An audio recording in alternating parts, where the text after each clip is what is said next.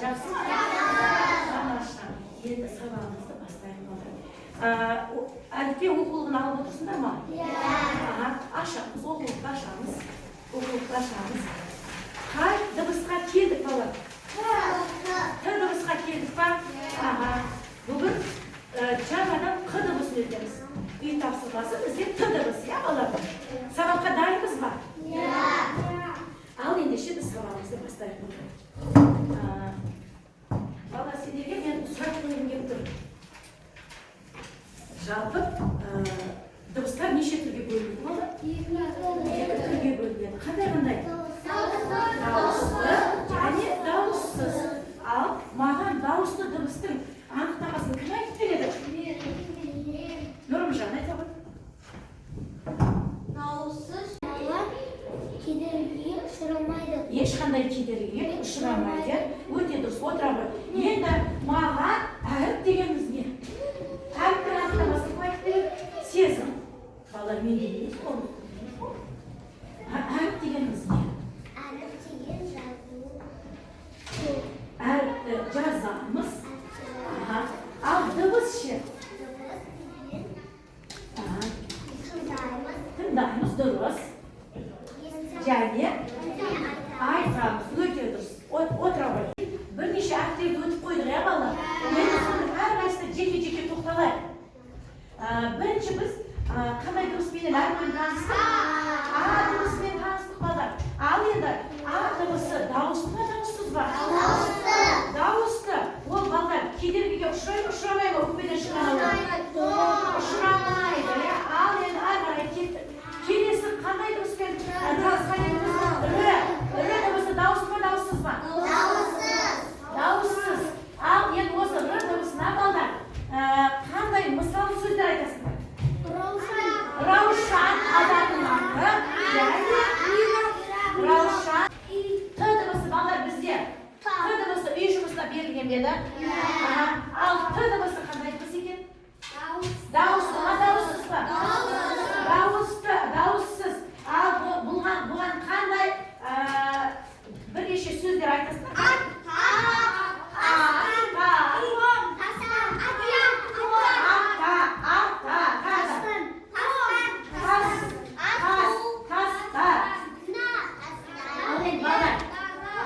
Болды балар, біз үй тапсырмасын қайталап еске түсірдік, иә балар? Осы уақытқа дейін біз бірнеше дауысты дыбыстар және дауыссыз дыбыстармен таныстық. Жұмбақтың шешуін табасында мұқият тыңдап аламыз, иә балар? Жасыл ала дөңгелек, бақшада жатыр дөңгелек. Жарайсыздар, сендер ойламай бірден жауап бердіңдер ме?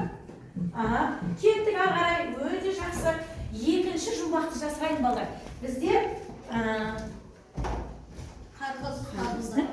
сүйретін көрсетіп қояйық балдар. Сендердің жұмбақтарының жауабы сүйретін көрсетіп. Үшті балдар, кішкентай ғана бой бар, айналдырып келген тоны бар. Қой. Өте дұрыс айтасыңдар балдар. Қой. Енді үшінші жұмбағымыз бар балдар. Қысқа емес ұзын, батыр емес қорқақ, қияр емес сағыз. Молодцы. Балдар, сендер қорқақ дегеннен дереу тауып алдыңдар, ау деймін, иә? Ой, жарайсыңдар. Міне балдар, мені қараңдар. Барлық сурет ашылды ма балдар жұмбақтың? Жұмбақтың шешуінің суреттерінің бәрі ашылды.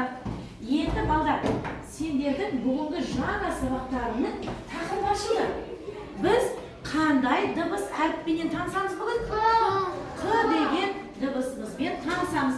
Біз Қ-дан келетін сөздерді таптық па балдар? Ал енді осы сөздерде балар, Қ дыбысы дауысты ма, дауыссыз ба? Дауыссыз, иә? Енді мынау жұмбақтың жауабын біз балдар былай істейік. Буынға бөлейік. Қоян. Неше қой? Мағын екеу. Ал Қ дыбысы балар қай буында тұр? Біріншісінде ма, екіншісінде ма? Біріншісінде. Өте жақсы, жарайсыздар. Енді екіншісі. Қарбыз. Неше буын шықты? Екі буын. Ал бұл жерде Қ дыбысы.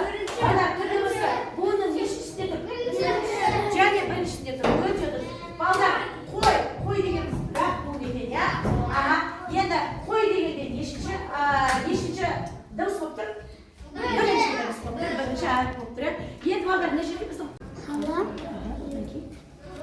қыста не жасаймыз өмірзақ? Аққала. Молодец.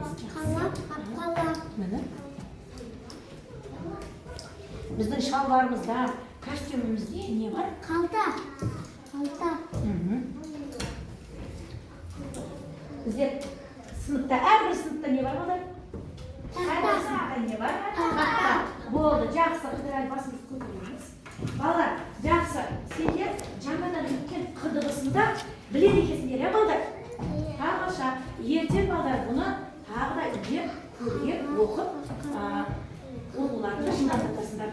Енді ары қарата балдар, мен 3 топқа тапсырма бердім деп тұр балдар. 3 топқа тапсырма. Бірінші топ қырдығысына сөздер айтсын. Және сол сөздер буынға бөліп берсін. Я? Кім қандай сөз айтар? Бірақ мына жердегі сөздер емес, балалар басқа сөздер тақылайықшы. Нұршуақ, қыдан келетін. Қарға. Өте жақсы. Буынға бөліп. Екі буын. Қырдығысы қай буында тұр? Өте жақсы. Кеттік ағарай, мына топтан тағы да кім бар қыға? Сезім. Мен сендерге мына жерде карточкалар дайындап келдім. Қазір маған шығады, сезім шығады, және Алину шығады. Мына буындардан сөз құрайсыңдар өздерің. Кім шығады тағда? Жез келе ғой. Апай. Нұрымжан бақыт келе ғой. Көмекке келесің ба? Апай мен. Болды.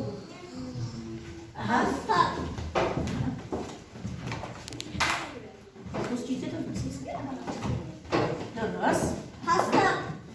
Өте жақсы. Асықпай жабыстырамыз, асықпай жабыстырамыз. Тастар. Сенікі қандай болды? Енді тоқта, бұлай істейміз балдар. Әрқайсың сол жерде тұрасыңдар. Сол сөздерінің қасында тұрасыңдар да буынға бөліп бізге талдап бересің.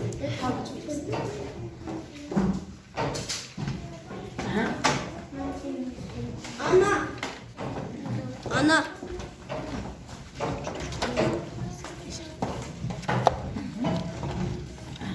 Bir.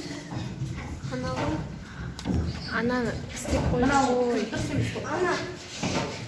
Ана жақта тағы да болу керек. Тағы да буын болу керек. Молодцы. Тағы да сезім. Болма сезім.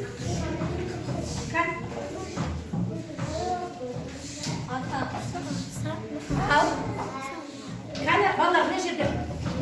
Кәне әркім өзінің, әр оқушы өзінің сөзін айтып буынға бөліп берсін. Былай тұрамыз. Ал, Алинұр, сен тапқан сөзін қайсы буындардан құрастырғаны? Оқи ғой. Неше буын болады? 2 буын. Бұлай істемей қолдар әшейін буын айтсаңдар болады. Сезім сенікі қайсы сөз келеді?